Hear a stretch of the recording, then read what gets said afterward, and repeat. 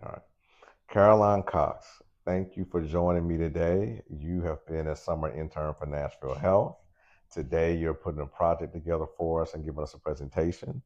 But I wanted to ask you a few questions because I found your perspective. I've told you this. I found your perspective and your work to be really insightful. And so I thought it'd be a great idea if we sat down and I asked a few questions and I could share with people to see, how wonderful and how, intentional our interns are in terms of our high school interns. So give me the grade that you're heading into in your high school. I'm a rising senior at Ensworth High School. Okay, at Ensworth, good deal. Rising senior at Ensworth High School, do you have an idea or thought process on which colleges you may want to go to thus far? Yes, sir. So the college application season is coming up. So I've already made myself sort of a college list. I have a few reach schools like Yale and Stanford, and then I also want to consider applying to schools like Vanderbilt and Duke.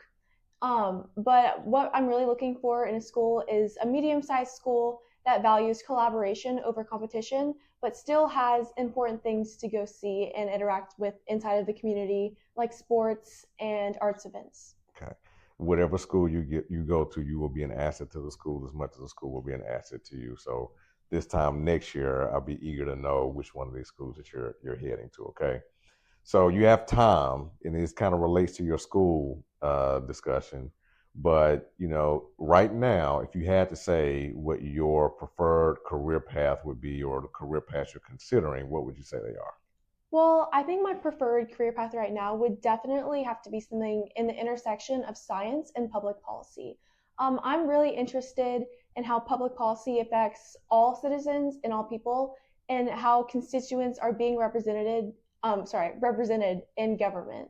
I think it's really interesting how we can make innovations when you combine the two. For example, using climate change, you can create a new policy that can benefit some businesses and also benefit the environment all in one.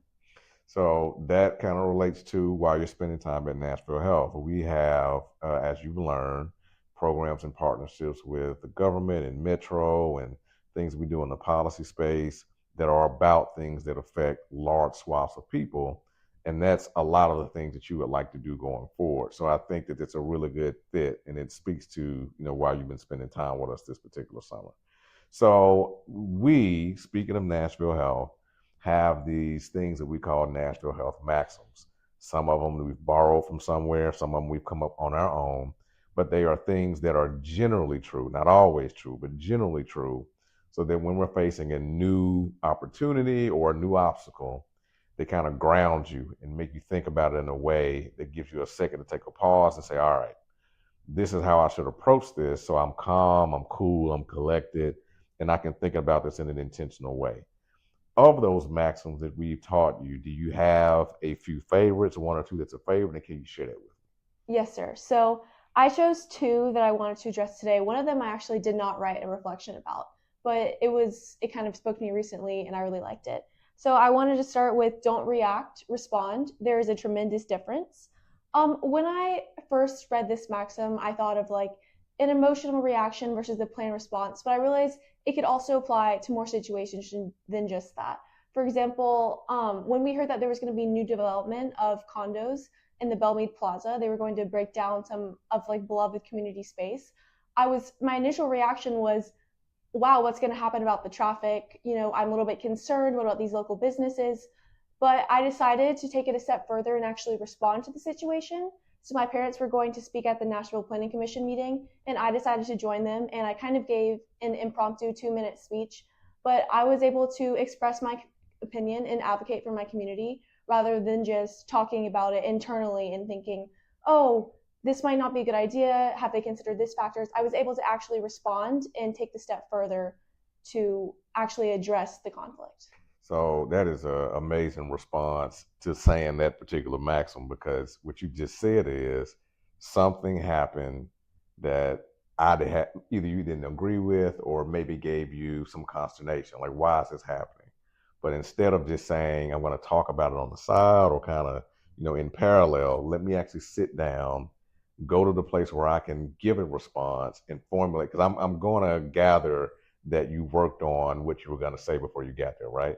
Yes, sir. I did take a few notes on my notes app on my phone, but I didn't have anything planned out. I just kind of wanted to address the conflict and then also concede like this could be a good idea. We definitely need development here, but I just really wanted to spread my opinion. So the other thing that I just heard in that is that a response makes you have to consider everything, not just what you already think. And you just said, just I was open. Had you reacted to it, it may have just been, this is what Caroline thinks. But what you just said is, I said, I'm open to maybe this could be a benefit, but the response part of that allows you to give consideration to listen, and just as much as being able to respond. Correct? Yes, sir. Okay, I love that. So, any other maxim that you would like to share? Yes, the other one I chose was it might not work, but a bird without faith never learns to fly. So this made me think of the saying, you miss 100% of the shots that you don't take. But this also made me think about having faith and having perseverance in your goals. So this saying kind of showed me that confidence creates opportunity. So if you have the confidence to try and fly, even if you fail, you'll never learn to fly without having the confidence. So you have to be able to take a risk and put yourself in a challenging or uncomfortable situation so that way you can grow and you can reach your potential and begin to explore new options. So, as you were talking, I was thinking of another one. They call it fortune favors the bold, which is another way of saying if you show up and you try, chances are you may get the outcome that you actually wanted, if not a better outcome than you wanted. And so I think that's a really good one, particularly as for someone like you, you're young, you're going to be entering college soon. You got a whirlwind year ahead of you. Senior years have a lot going on in them. There's college applications, there's graduation, there's all of these things that you got to go through. But it means that you do have to approach things with the belief that I will be able to figure these things out, because there's going to be so many different things to figure out. But I love that you love that maxim, and I love that that you interpret it as confidence, and I really appreciate that at your age you're already knowing that being confident is one of the keys to being successful. I also think that having confidence in that way and having faith to try things is going to help you out when you do get into a career with you in public policy, because you have to believe, to your point about missing shots that you don't take, you have to believe in your ability to do something that helps other people so that you can help other people. So I think that's a wonderful example of an answer. Is that all of them? Is it just those two or any others? I do have some other ones, but I did not write them down, so Okay. I just prepared for those two. Okay, Sorry. good deal. No, that's perfect. So the other thing that I want to ask you is, what do you think? And when someone has an internship like you, and you come to a place like Nashville Health, the general thought is that the intern is coming to learn from the people that work in that particular organization, and it is true. It is what you're here for. The other side of that, though, is that we, myself and the organization, are here to learn things from you. So, what do you think that people like me and my generation should know about your generation?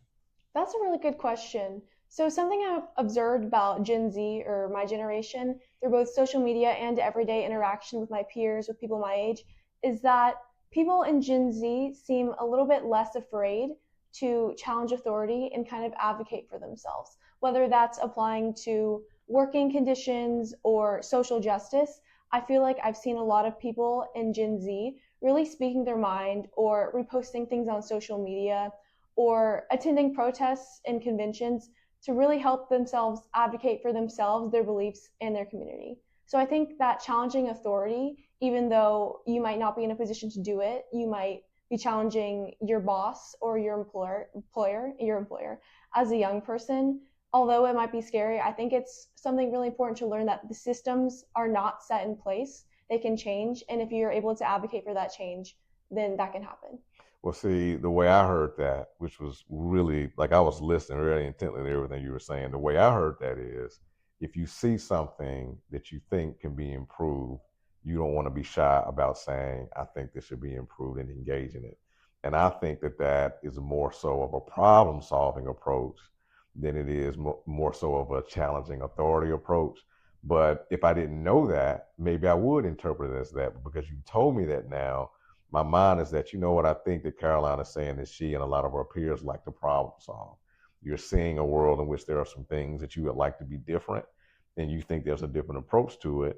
And I do think that that is a really thoughtful thing to have, because at the end of the day, if you have a new perspective, a lot of times that's what problems need and challenges need. They need a new perspective.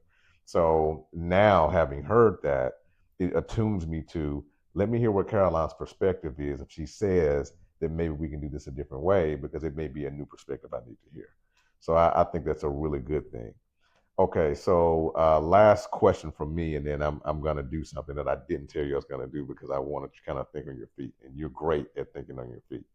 Um, First question, which I think I gave you a little bit of a preview about, but is, when you're 75 years old and you are at the end of your career and you can say, I'm retired and I've done all of these wonderful things, what would you like the story to be of your accomplishments in your career that you were telling to somebody who is now your age? What do you think that might sound like? That's a great question. I think that something that I've learned throughout my high school experience, especially, is that I don't want to miss any opportunities or have any regret not taking a path that I could have taken because I was too scared. Kind of mentioned in the maxim about the bird and flying. So when I'm 75, I want to look back and be proud of what I accomplished. I want to know that I tried my best and put my full effort into every situation, and that I used collaboration and communication to the best of my ability. So that way I could impact a lot of people and make a positive difference. Love that. You've heard a ton about collaboration and communication. This is part of Nashville Health. So I love that from an individual and a personal standpoint, that you mentioned that as part of your, your look back over a successful, career and a successful path well walked. So I think that's great. So this is what I didn't tell you, but you have time to consider it, and we'll make sure we give you the time to consider it. But do you have any questions that you would want to ask me? Take your time. I do actually. What advice would you give to a young person who might not know exactly what they want to do with the general area? What advice would you give them to help them to pursue their career and to continue education and kind of looking for jobs in the market? It goes back to a maxim, and you read it. Might not be one of your favorites, but it was one of those in your packet, where it says every person is a bridge to somewhere for somebody else. It's just up for that person to decide where. Well, the other side of that is knowing that everywhere you go in life, a relationship is going to take you to the next step. And I think that in your particular generation, because there are so many digital tools, there's so much technology, there's so much you all can do with AI, there's so much you all can do with smartphones and tablets. It's just, you all have access to information, and you are better at information than we are. I think that I don't want to get, what I would not want to get lost in that is those of you that have extraordinary people skills and soft skills are going to outperform those of you that don't. You already will have like the technical capability from an AI standpoint to do certain things. Just like when I was just congratulating you on how quickly you did that social media post that required you to do some synthesis and some research, and you put it together really fast. And I was telling you, I said, Caroline, you did it really fast. So you have that capability, and you'll get even better at that. But those of you that can bring your peers with you and that can communicate outside of your generation, because at some point you're going to need something from somebody that's in my generation, because to your point, they'll be in a position of authority to be able to grant you something. But to truly get something done, you're going to want to also bring your peers with you. So the things that allow people to relate to you, to believe that you're relatable, to believe that you have their best interests at heart as well as yours at the same time, the things that kind of relate to what we used to call a social contract, meaning I'm willing to do something slower if it benefits all of us, then I'm willing to do something fast if it just benefits me. Like those kinds of things are going to become more valuable, I believe, in the next iteration of your future than less valuable. And I think the person and the people that are in your generation that are really good at communication and collaboration, to bring up what you just said, are going to win going forward. So I would say it's the soft skills things that sometimes people don't want to spend a lot of time on. I have another question. Yes. Sorry. Is there any accomplishment or achievement of Nashville Health that you helped collaborate or work on that you are most proud of?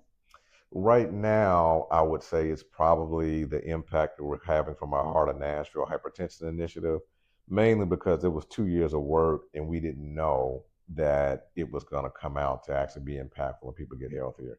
When people get healthier from high blood pressure, they have less risk of heart attack, less risk of stroke, and we can functionally say that we actually moved the needle in Nashville to make people less likely to have one of those catastrophic outcomes. I'm really proud of that, but I'm really more so proud of that from the standpoint of we did it with these 8 other organizations in tandem, and we kept our momentum going, and we were able to use things like maxims, like every obstacle has an opportunity. We had to live that. We had to be pathfinders in this. We had to go through the turbulence, of flying high as far as doing the project, and we managed to stick together. It's messy in the middle. That's another thing. It's messy in the middle because you don't know in the middle of a project if it's gonna work. The fact that we're living these maxims and we're doing it in a collaborative sense, and people actually got healthier, I'm very, very proud of it at this moment. Thank you. All right. Caroline, thank you so much for joining us. I really enjoyed spending this time talking to you. Okay, thank you. All right, good deal.